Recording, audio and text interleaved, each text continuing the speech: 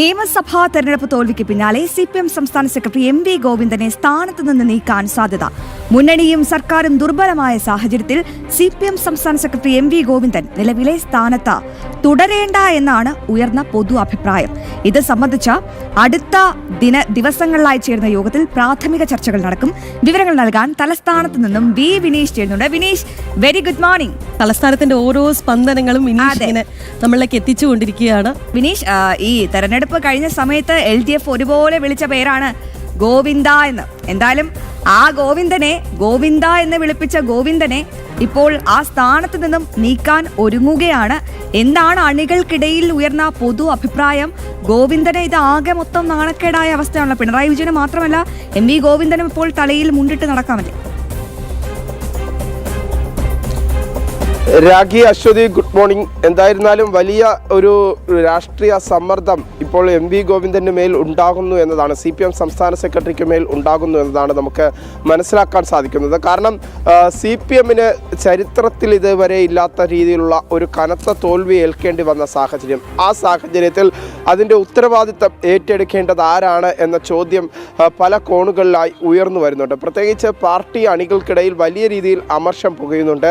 മുഖ്യമന്ത്രി പിണറായി വിജയനാണോ അല്ലെങ്കിൽ പാർട്ടിയെ കേഡർ സംവിധാനമായി വളർത്തേണ്ട CPM സംസ്ഥാന സെക്രട്ടറി MV ഗോവിന്ദനാണോ പിഴച്ചത് എന്ന ചോദ്യമായിരുന്നു കഴിഞ്ഞ ദിവസം പ്രധാനമായും CPM സംസ്ഥാന സെക്രട്ടേറിയറ്റ് യോഗത്തിൽ നടന്നത്.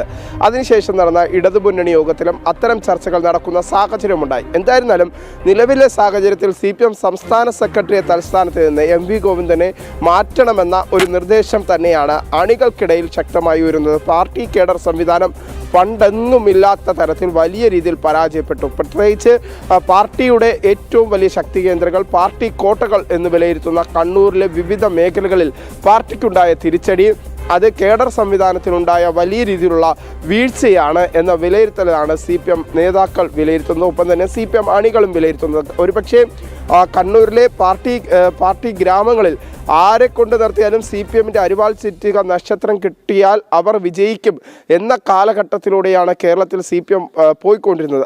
ആ കാലഘട്ടത്തിൽ നിന്ന് ഇന്ന് CPM മാറുന്നു, വ്യതിചലിക്കുന്നു എന്ന് സംബന്ധിച്ചുള്ള ഒരു വിമർശനം കണ്ണൂർ ലോബികളുടെ ഭാഗത്തു നിന്ന് തന്നെ ഉണ്ടാകുന്നു. ആ ഘട്ടത്തിലാണ് CPM സംസ്ഥാന സെക്രട്ടറിയെ MV ഗോവിന്ദനെ മാറ്റിക്കൊണ്ട് ഒരു നേതൃത്വത്തിൻ്റെ മാറ്റം കൊണ്ടുവന്നുകൊണ്ട് വീണ്ടും അണികൾക്കിടയിൽ വലിയ രീതിയിലുള്ള ഒരു പ്രവർത്തനം കൊണ്ടുവരാനുള്ള ശ്രമം CPM നടത്തുന്നത്. പക്ഷേ അത് എത്രത്തോളം വിജയം കാണും എന്നത് തന്നെ ഇനി അടുത്ത യോഗങ്ങളിലൊക്കെ നോക്കി കാണേണ്ടതുണ്ട്. പ്രത്യേകിച്ച് പാർട്ടി 35 സീറ്റിലേക്ക് ഒതുങ്ങിയ സാഹചര്യം പാർട്ടിക്കും സർക്കാരിനും കഴിഞ്ഞ പിണറായി സർക്കാരിനും വലിയ തിരിച്ചടിയാണ് ഉണ്ടായിരിക്കുന്നത്. അതുകൊണ്ട് തന്നെ നിലവിലെ സാഹചര്യത്തിൽ ഏതെങ്കിലും തരത്തിൽ അണികളുടെ കണ്ണിൽ പൊടിയിടാനായി പാർട്ടി സെക്രട്ടറിയെ മാറ്റിക്കൊണ്ട് സംസ്ഥാന സെക്രട്ടറിയായി അങ്ങനെ MV ഗോവിന്ദൻ കേരളത്തിൽ വേണ്ട എന്ന് തന്നെയാണ് സഖാക്കളുടെ എല്ലാം കൂട്ടായ അഭിപ്രായം.